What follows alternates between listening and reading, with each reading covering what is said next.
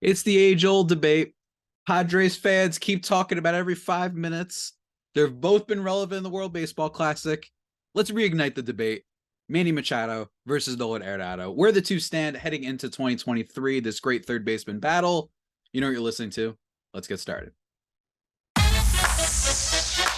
You are Locked On Padres, your daily San Diego Padres podcast. Part of the Locked On Podcast Network, your team every day.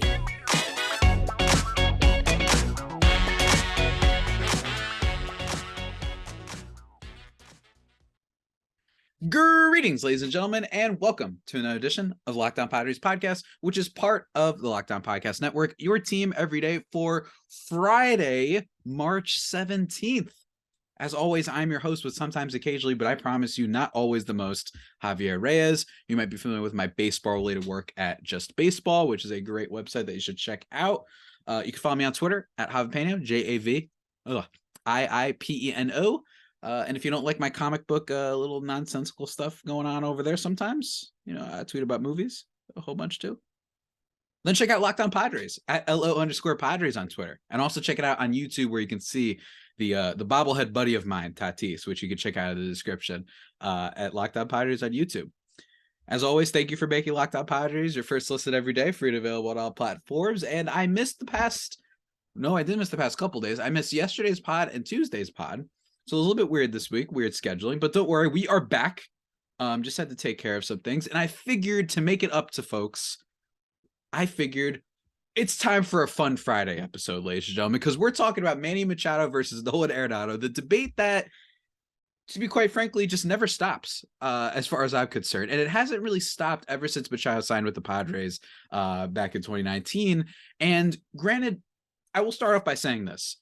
This could absolutely be a case of echo chamber and the bubble that I'm in or whatever, but Padres media, Padres Twitter, just fans in general, there is always a lot of yelling and whatnot when it comes to Manny Machado and Nolan Arenado. That Padres fans are shouting and saying it's absurd. Look at this bum. Maybe it's referring to Arenado. I mean, it could just be a bit, I know that I do it as a bit. When I made fun of Nolan Arenado in the playoffs last year because he had a bad error in that game against the Phillies that ended up, it wasn't the only error that inning, oddly enough, but it was an error, and Phillies ended up scoring a bunch at the last inning of that game. Ryan Helsley blows a save, rest is history, right? They end up losing that series to the Phillies and moving on. And I just feel like I see all the time this Nolan Arenado versus Machado thing. And look, I personally like to do player rankings and stuff in tiers. Not to sound pretentious or anything. I get why people like arguing. Don't get me wrong. I'm not trying to be condescending towards those that like to do their top 10 lists or anything like that. Because to be quite frank with you, it's also better engagement when you do it that way. You know what I mean? It's a better way to get people talking and people excited and people to debate. And I often find it to be a little bit exhausting sometimes. So I usually go by a way of tiers. And I've always thought that Machado and Arenado are clearly in the same tier. I think they're in the S tier of players in all of baseball, to be quite honest with you, if we're doing the whole breakdown. But and again, I must repeat, this could just be a Padres Twitter thing, but I felt like, it was worth talking about. And just, I think that Padres fans have been a little bit crazy, and I wanted to look it up and at least just give my take on this whole debate between who's the best third baseman. And I think that a lot of people will say Manny Machado, but there are some people who say Nolan Arenado. I don't think that there's any issue with that. I'm going to explain why. First of all, I also wanted to say, in general, just to be a nerd for a second, we've had a really good third baseman these past bunch of years, just in both the National League and the American League. I'm talking back to David Wright era. You know what I mean? I'm talking back to, at that Evan Longoria when he was around. The top tier of third baseman just always seemed to be very good. It doesn't vacillate all that much the way that I feel center field and maybe shortstop. Hey, I remember when shortstop position, it was Troy Tulowitzki and maybe Jose Reyes, and then that was it, right? For a little bit, right? And now shortstop is a lot more deeper, but for third base, it's there's always somebody. You even got guys like Kyle Seager who were pretty consistent and good for a while, right? You've got those folks, but Machado and Arenado have been at the top tier of third baseman for a long time. So I think that's part of why this sort of debate kind of comes up, right? You've got those two have always been a fixture in the elite third baseman, basically ever since 2013, 2014, especially 2015 when Machado like came back from some of his injuries, had that great year for the Orioles, had an incredible defensive year as well. And Arenado, who came in with, I remember when he first came up to the league, he had that hitting game streak. I believe it was I think it was his second year in the league. He went like 28 games, something with a hit. That was pretty nuts before he really developed that power of his, for sure. I remember, let me look that really quickly. Yeah, his first couple seasons, 10 home runs and 18 home runs, right? He was just more of a hitter those first couple years. And then he absolutely blew up when he started hitting for a whole lot more homers, 42 exact, that third year with the Rockies. But that's what it's always felt like for me. And in today's climate, there's a lot of great third basemen too. I mean, you've got Jose Ramirez is up there as well. Alex Bregman, while I don't think as good as these two, is up there. You've got Rafael Devers. You've got Austin Riley. Bobby Witt Jr. might boost up there.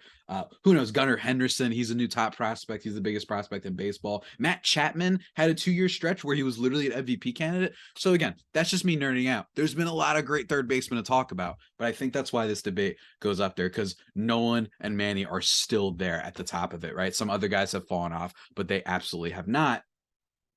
And I want to give my take on it.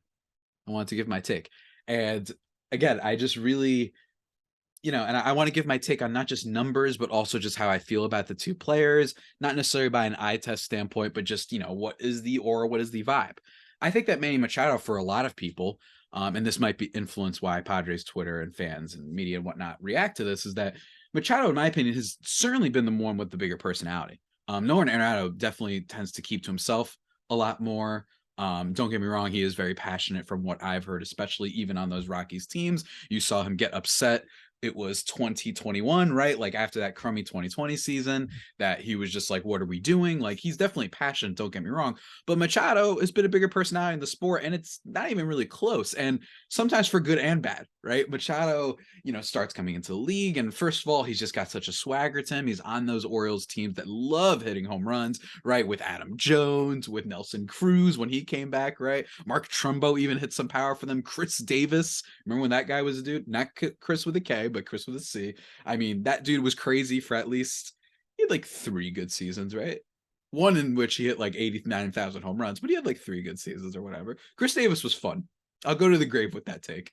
He was fun. He was a fun player, even if he was extremely flawed and fell off and the end of his career went really poorly. But, he was on more exciting teams. While Nolan Arenado, I think at the beginning, a little bit, certainly. I think that the days of Carlos Gonzalez and Troy Tulowitzki and Charlie Blackmon, when he was a little bit better in his prime, right? They did have guys, Matt Holliday wasn't on the Rockies when Arenado was, but that's a curse name by Padres lore for sure. That I think that Machado, he has the whole, the hustle thing. He has the, bad sport personality thing. I'll never forget when I saw live, actually, I forgot where I was exactly, but they had it on a TV screen, him throwing his helmet down when he ran into Donaldson at third base. It's funny looking back what we know about Donaldson now and how much of a jerk he can seemingly be, considering how many teams he's been on over the past few years, and the Tim Anderson incident. But, he has that moment. He has the slide into second base for Dustin Pedroia, which I'm going to say outright, I really think that the Red Sox fans overreact to that. I do not think that was nearly that dirty of a play as, say, the World Series play when he stepped on Jesus Aguilar's ankle, like that stuff. And he's moved past that. But I think Machado is just a louder player in a lot of ways. He adds more noise to him, for better or worse. And I think lately it's been better. But I think that's why maybe Padres fans get a little bit more attached and a little bit more excited and will defend him to the death in this debate. But aside from that, and there's a few more character things and off, not off the field, but like, non-stat stuff that we're going to get into. But we have to talk about the numbers. That's what baseball's all about, man. Put some of these numbers into context as well. But before we do that, we're talking about which third baseman we would prefer. That's what we're doing on today's episode. And I would quite honestly take either of them. If I was a GM, I'd want either of them. I'd pay up. I would love it. I really would. But guess what, ladies and gentlemen? You want to live out those GM fantasies? Oh, I got some for you. I'm really geeked out. I'm really amped to discuss something very cool, guys, by our new partner and sponsor of today's episode, the mobile game Ultimate Baseball GM. If you ever dreamed of becoming an MLB GM and managing your professional baseball franchise, well, guess what? Your dream can come true, and this game is definitely for you. Manage every strategic aspect of your team, play through the season, and lead your team to glory. You're responsible for hiring the right, coaches and staff. You got to manage the team finances. That's important. You got to scout and draft players. That's also very important. You need players, and you can have to maybe manage some difficult personalities every now and then. You know what I mean? And you navigate through free agency and just the general ups and downs of a season.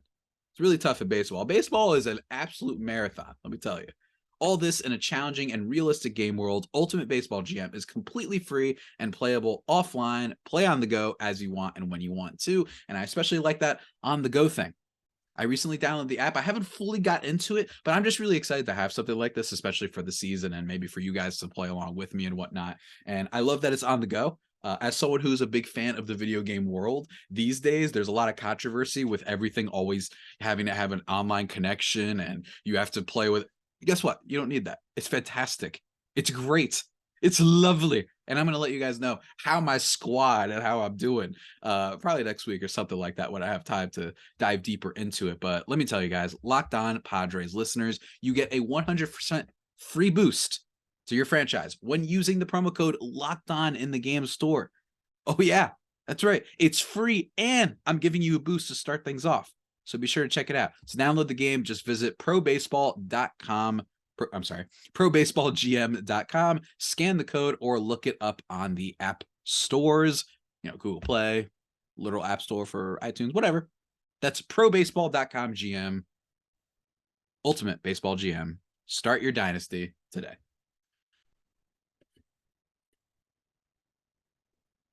All right, and we're back, everybody. Continuing this old Manny Machado, Nolan Arenado debate. That was the prelude. All right, ladies and gentlemen, that was the prelude. And again, I'm really excited about doing this episode because I wanted to do it a Fun Friday episode, which we hadn't done in a while.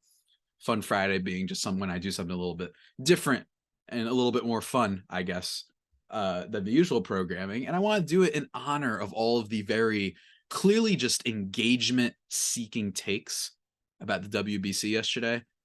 All of the this is why you shouldn't send players there, and nobody cares about the World Baseball Classic. I don't care if 66 bajillion people watch Japan and Korea. All that matters is me and my team, right? Like those crazy, really toxic takes. Well, we're going to be toxic on today's episode, ladies and gentlemen, because we're doing a debate. Let's start first. I think the right way to start is offense.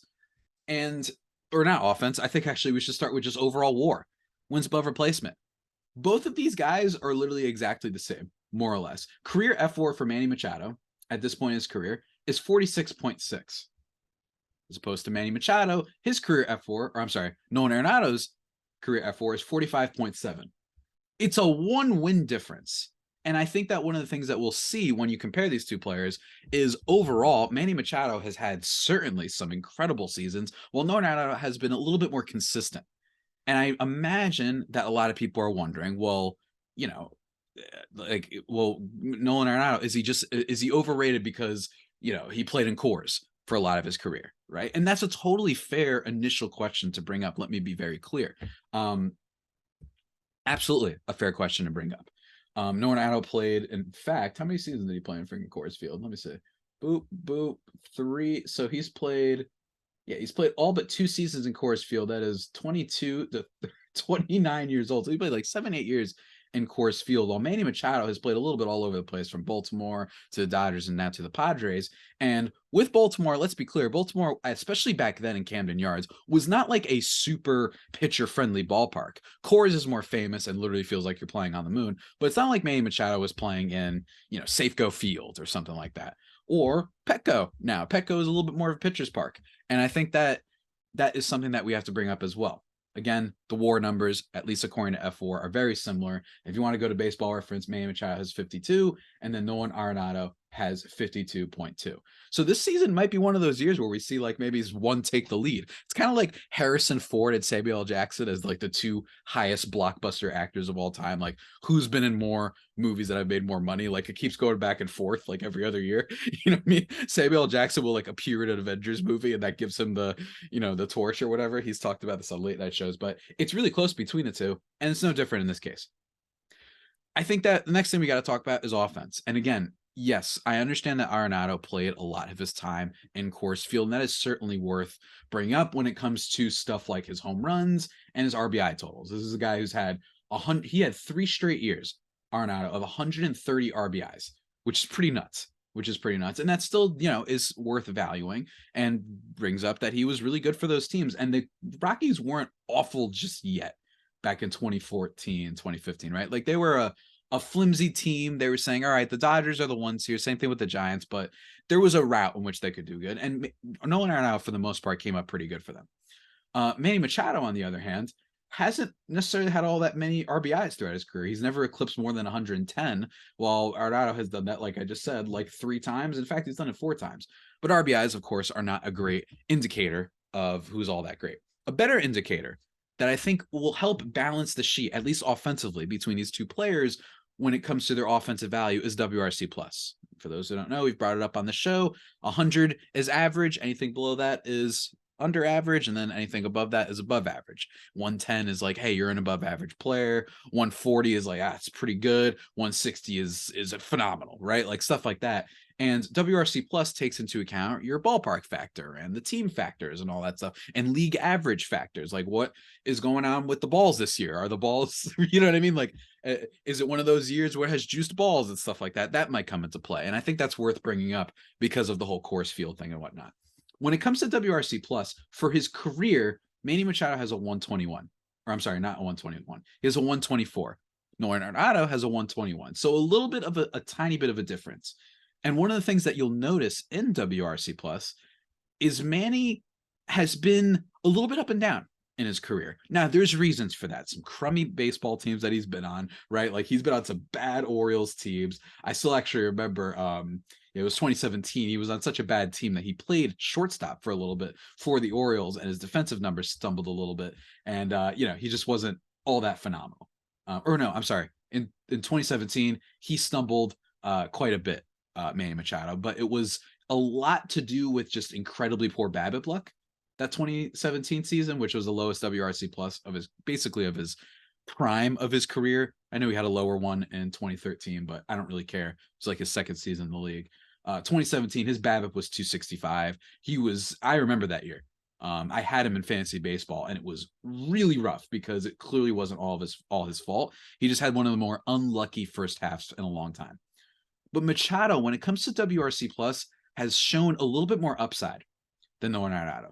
For the most part, I'll read you year by year, starting since 2015, 121, 126, 130, 133, 130, 76, which was bad in the 2020 season, then 113, and then 151 this past year. Well, Manny Machado, excluding those first 2 years, 111, 135, 131, 102, 141, 109, 150, 122, and then 152, which was last year. So Manny Machado has had a couple of more singularly dominant seasons than Nolan Arenado, right? He's had a couple of 7 F4 seasons, which Nolan Arenado has never done, except for this past year. He had a 7.3, while Manny Machado has done that this past year with 7.4, and he did it in, let's see here real quick. He did it in 2018. That was the year that he got traded to the Dodgers, where he was phenomenal. And that's one thing. Like Manny Machado has shown a little bit more upside when it comes to the offense, a little bit more, I'd say, as a player overall. He's had the ability to potentially have a better season than Nolan Arenado has had. But that's not all. Let's go by, let's say, career home runs. Manny Machado, he's at 283. Nolan Arenado, he is at 299. Again, that's a little bit more than Manny Machado, but it is also worth pointing out the Coors Field effect. How many balls were carried out by Coors Field? And I think that one thing with Coors Field is actually, it's possible to say that field might help batting average a little bit more.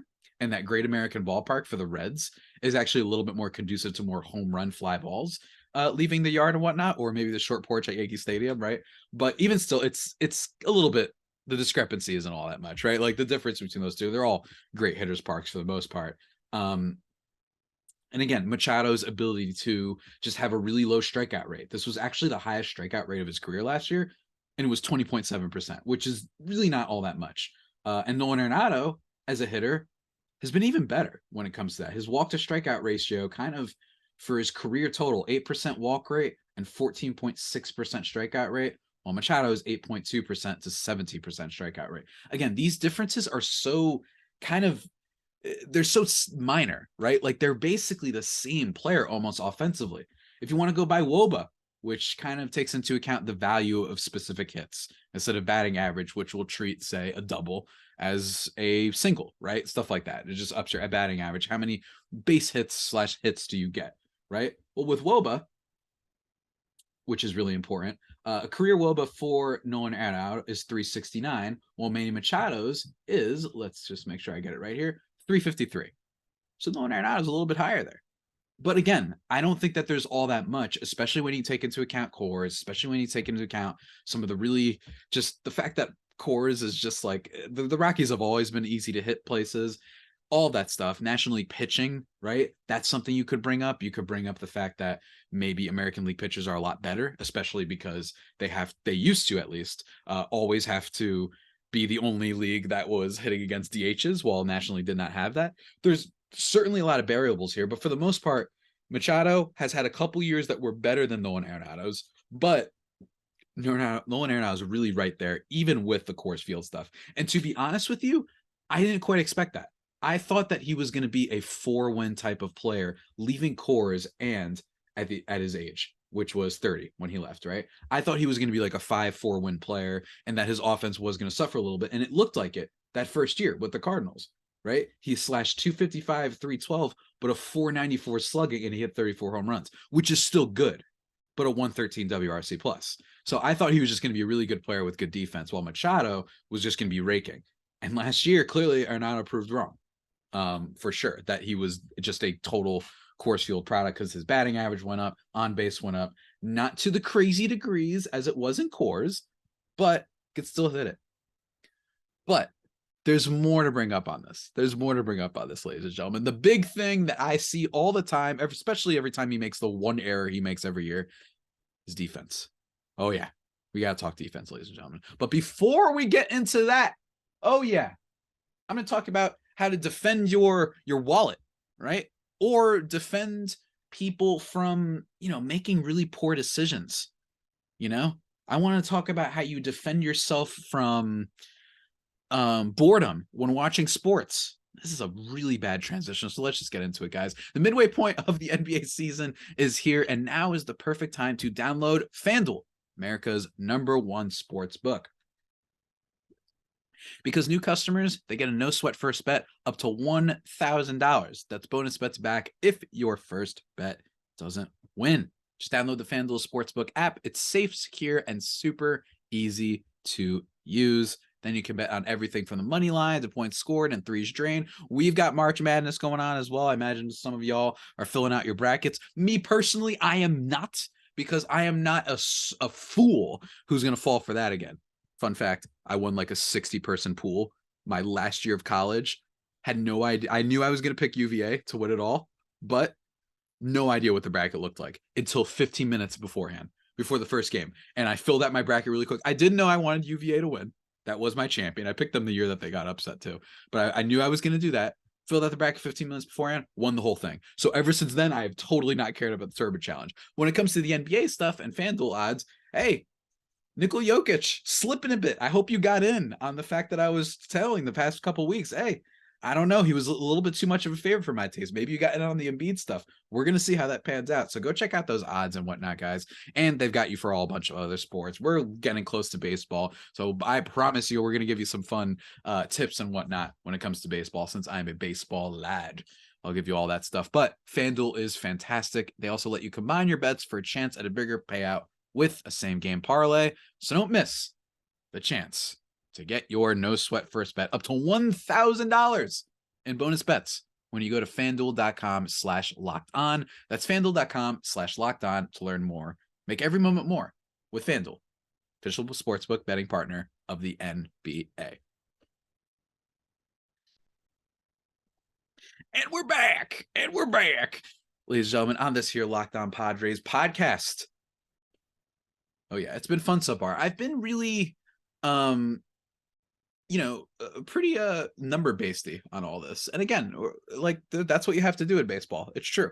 And I feel like the first part we talked about why exactly, Machado gets a little bit overlooked. And I think a big part, or why he gets looked at a lot more by Padres fans because of the personality stuff. But now we got to talk about what I think is really why Padres fans get frustrated, and that's the Gold Gloves, and that's defense.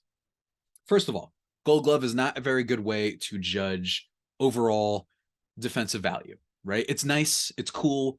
The nominees are nice. Not all of them are bad, but every year you're going to see that it turns into a little bit of a popularity contest when it's like, all right, I can see some of this, but like, who is voting on this Gold Glove? Juan Soto was ranked as one of the worst defenders in baseball last year, and he was nominated for a Gold Glove. Was he good in 2021? Yes, he was. According to bats above average defensive run saves, he was pretty good. But this year, he was atrocious. I don't know what happened. So I just want to emphasize that, when we talk about the Gold Glove stuff, because Nolan Arenado is a 10-time Gold Glove winner and a 6-time Platinum Glove winner.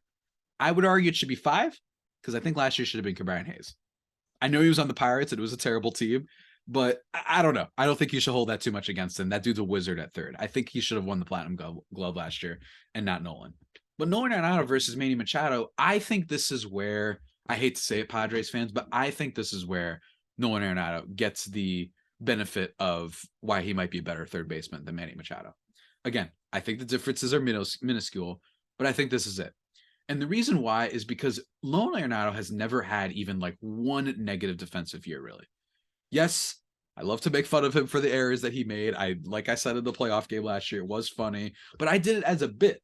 Well, some of y'all be taking it a little bit too seriously.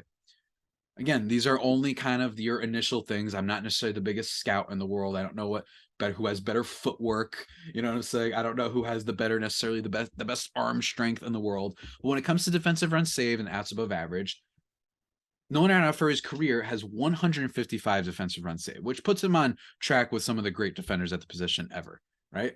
Manny Machado, he has an equally, he's an excellent defender and certainly has that upside of having incredible defensive run saved years, but he has a 97 career defensive run save metric at third base. I'm not counting shortstop because I don't think shortstop is really his position, and he didn't play it for nearly as much, where he has -11, right? You know what I mean? Like, he's not as good there. Don't know why exactly he was a great shortstop, but whatever.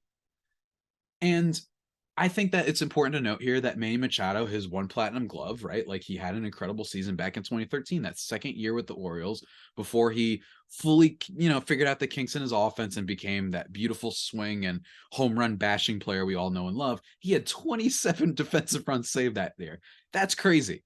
That's like Andrelton Simmons type stuff right there, right? Like, that was absolutely phenomenal. Then he had 5 the next year, then 18, then 15, then 9, 5, 1, 7, 6, -3 this past year, which was weird. Some of the zone rating metrics didn't love him this past year. His outs above average were still great. It was actually his best outs above average metric year in the Padres, or with the Padres, I should say, with 8 this year.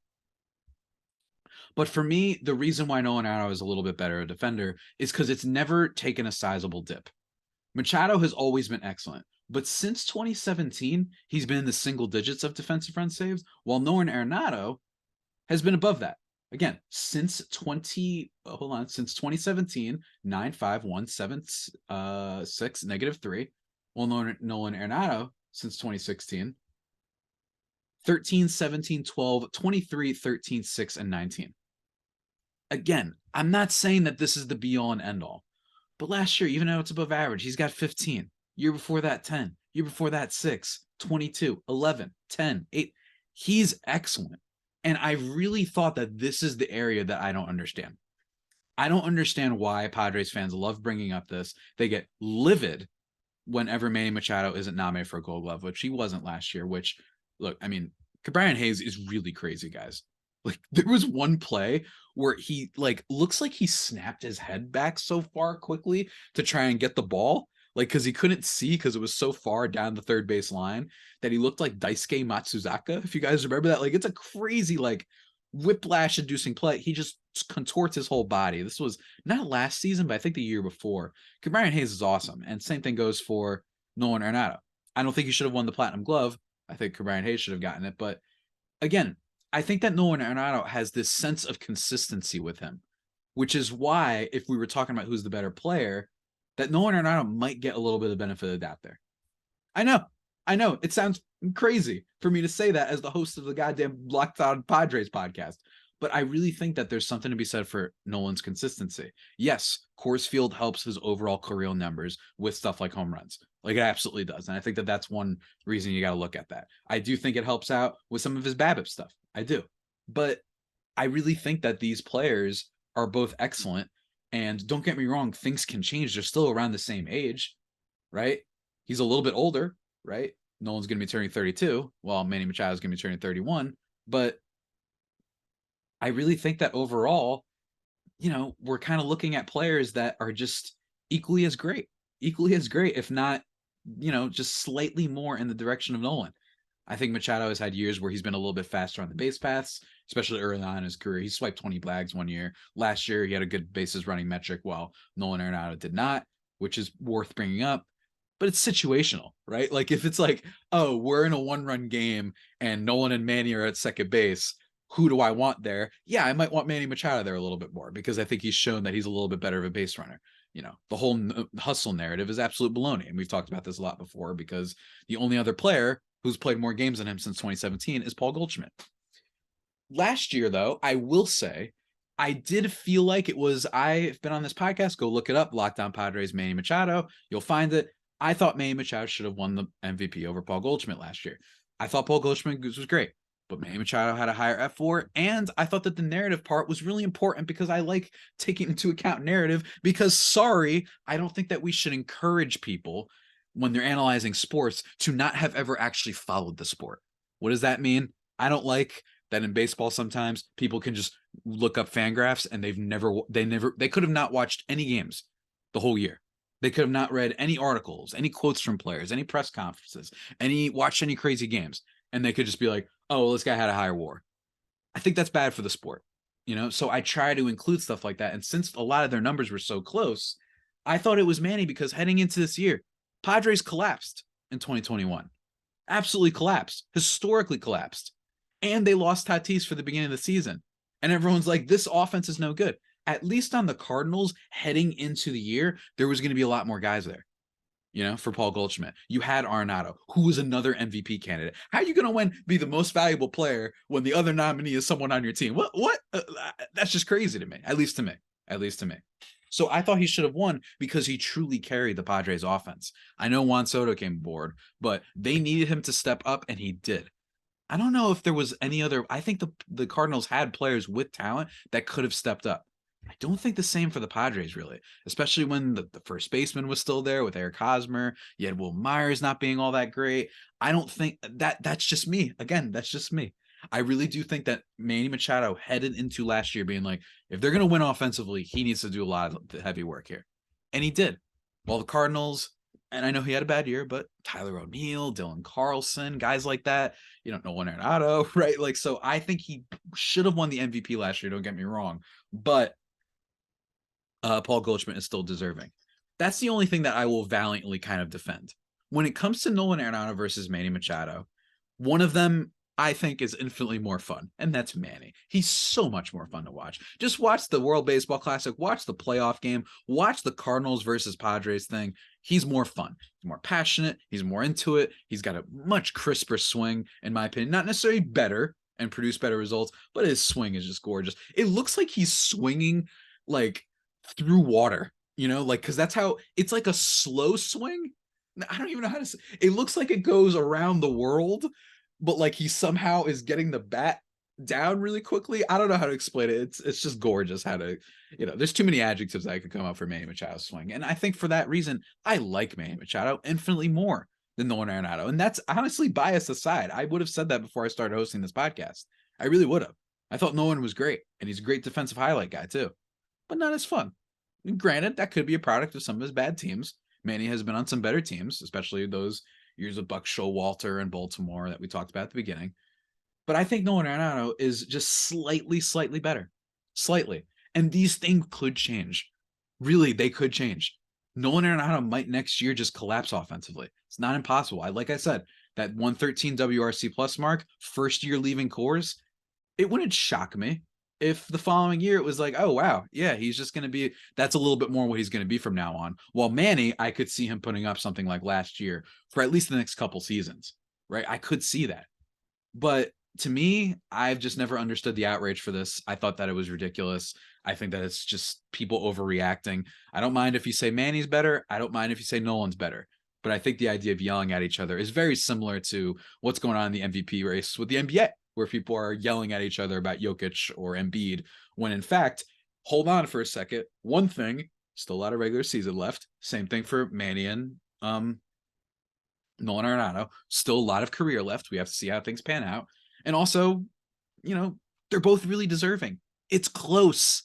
This is what's supposed to be fun about sports, is debating these things, not yelling and getting freaked out because Manny Machado didn't get a Gold Glove nominee, which isn't even that great of an indicator of overall success anyway. He's still an excellent player. He's still, been to a World Series, which, Nolan Arenado has certainly not. He's been a 5-time All-Star. He's got 2 Gold Gloves. He's got a Platinum Glove. He's won the Silver Slugger. He's been great, man. He's been great. And he's on the Padres, and he's such a better fit for this team, I think, than Nolan Arenado would be. I think he's just a little bit more exciting. Not to throw shade on my guy. Not to throw shade on Arenado, but that's just me, ladies and gentlemen. That's just me.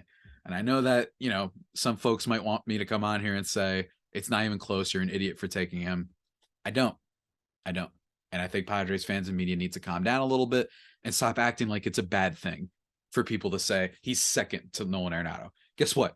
I think like the 5 of the best 15 players in baseball right now are third baseman. You know what I mean? Like, I think that's where we're at. It's a super top heavy, incredible position right now. And it's been that way for a while, as I talked about in the first segment with Longoria and Kyle Seager and all those guys, right? But those are just my thoughts, guys. Please give me yours. Tweet at me at LO_Padres or at Javapeno. Give me your thoughts or comment in the YouTube section. I'd love to hear back from you guys, because this was only kind of the surface level statistical analysis in a lot of ways on my part. So I imagine folks have their own takes to throw out there. So send them my way. But with that all being said, guys, that about does it for today's edition of the Locked On Padres podcast, the only pod that may be better than the Padres themselves. Remember to subscribe to the podcast wherever you get your podcasts from. Follow me on Twitter again at Javapeno, JAVIIPENO, or at LO_Padres. And until next time, stay safe and of course, stay faithful. My Friar Faithful homies, take care.